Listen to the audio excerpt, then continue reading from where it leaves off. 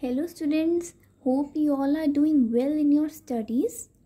Now after discussing chapter 1 to chapter 8 of science, today we are going to start chapter 9, which is the living organisms or their characteristics and habitats. Okay, we will first begin with adaptation. We all know there are different types of organisms present in our surrounding. Okay वो जो organisms होते हैं वो different habitat में रहते हैं. ठीक है, अलग अलग जगह पे रहते हैं वो लोग और सबके अंदर कुछ अलग फीचर्स होते हैं, है ना. एनिमल्स के अलग फीचर्स होते हैं, ह्यूमंस के अलग फीचर्स होते हैं. Each organism is different in their own way, we all know. अब ये जो फीचर्स होते हैं ये सबके अंदर अलग क्यों होते हैं? क्योंकि वो अलग अलग जगह पे रहते हैं, अलग अलग सराउंडिंग्स उनकी, वहाँ उनका वेदर, क्लाइमेट, सब कुछ सब मैटर करता है ना. तो हमें यही समझना है कि अडेप्टेशन का मतलब क्या है.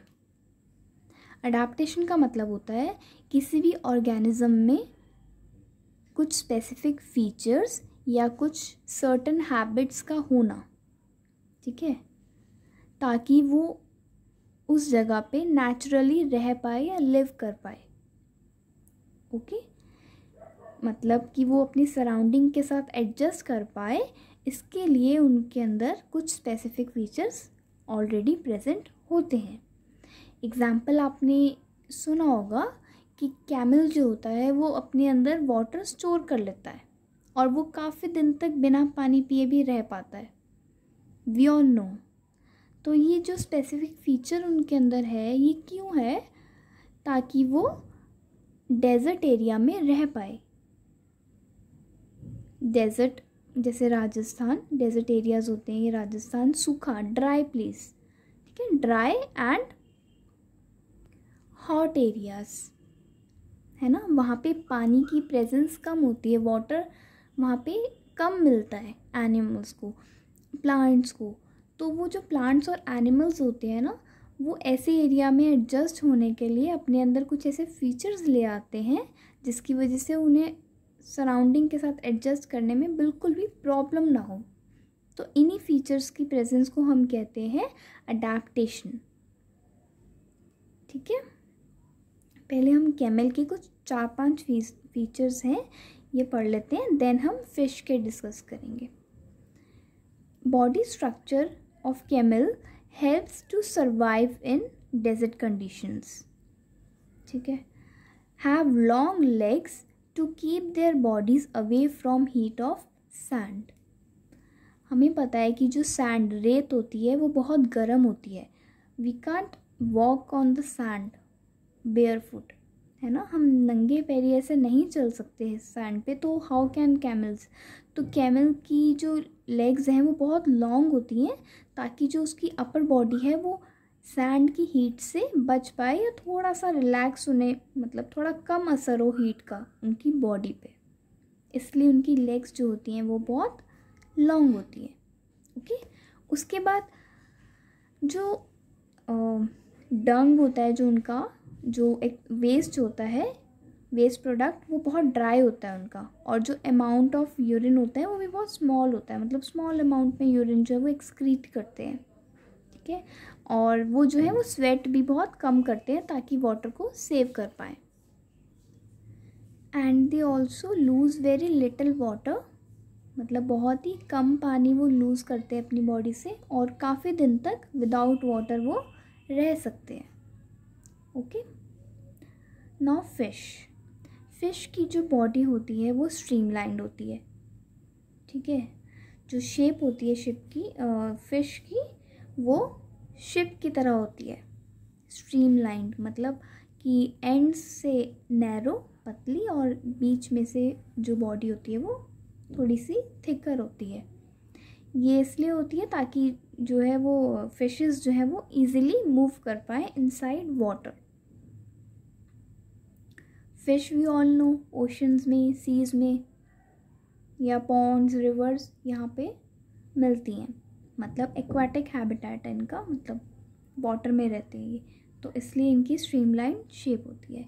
सेकेंडली, इनकी जो स्केल्स होते हैं वो भी स्लिपरी होते हैं ताकि वो बहुत इजीली वाटर में मूव कर पाएँ, और जो स्केल्स हैं वो फ़िश को प्रोटेक्ट भी करते हैं। दो फंक्शन होते हैं, प्रोटेक्ट करना और मूवमेंट में हेल्प करना।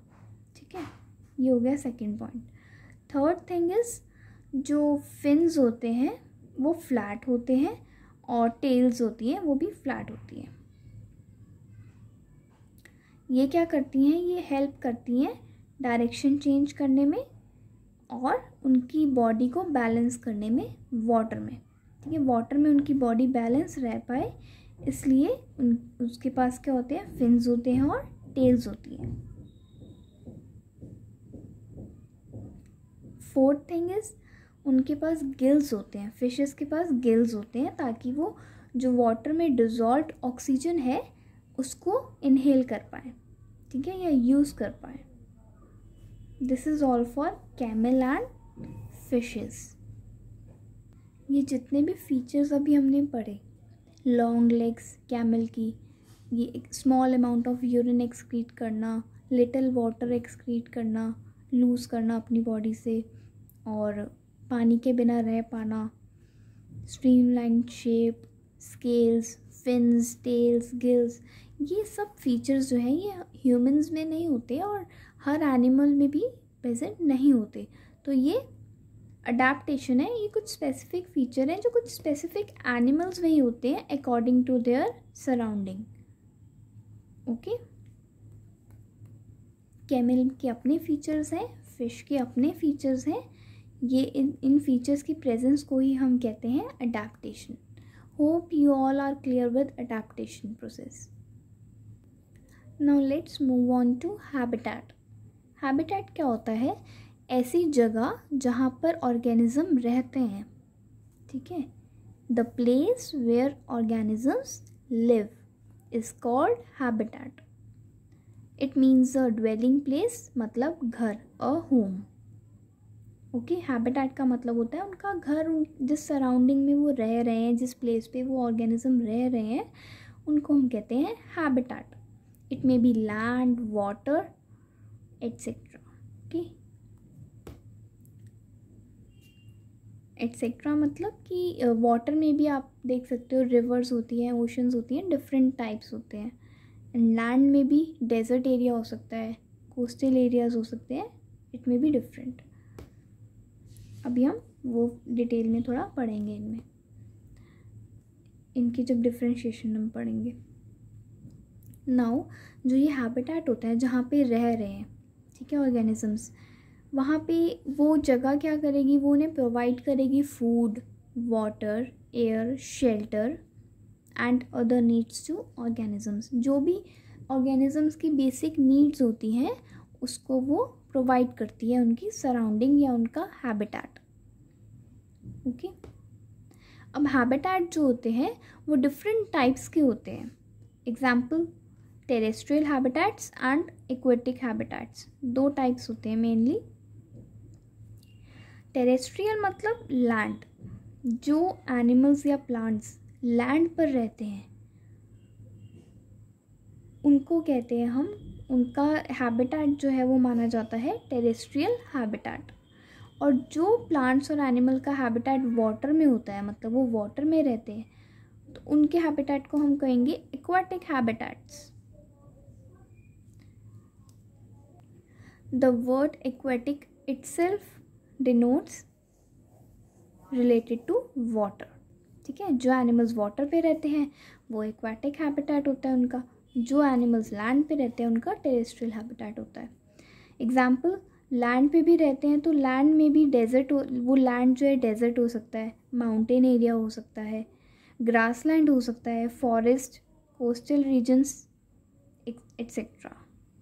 और एक्वाटिक हैबिटेट है तो पानी में रह रहे हैं, लेकिन जो वाटर बॉडी है वो रिवर है हो सकती है, या पॉन्ड्स हो सकते हैं, लेक्स हो सकते हैं, ओशंस हो सकते हैं, and may be something else also.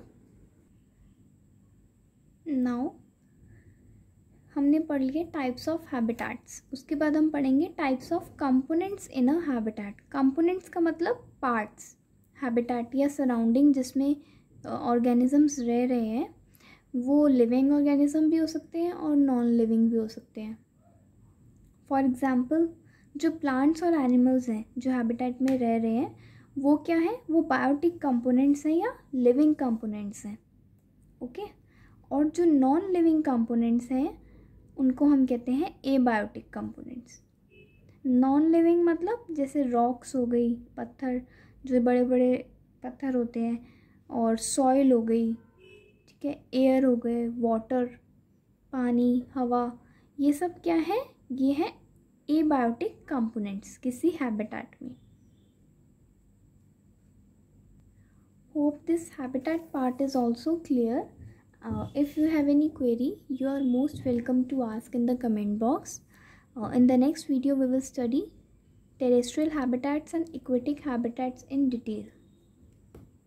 If you like the video, do share it with your friends. Thank you so much.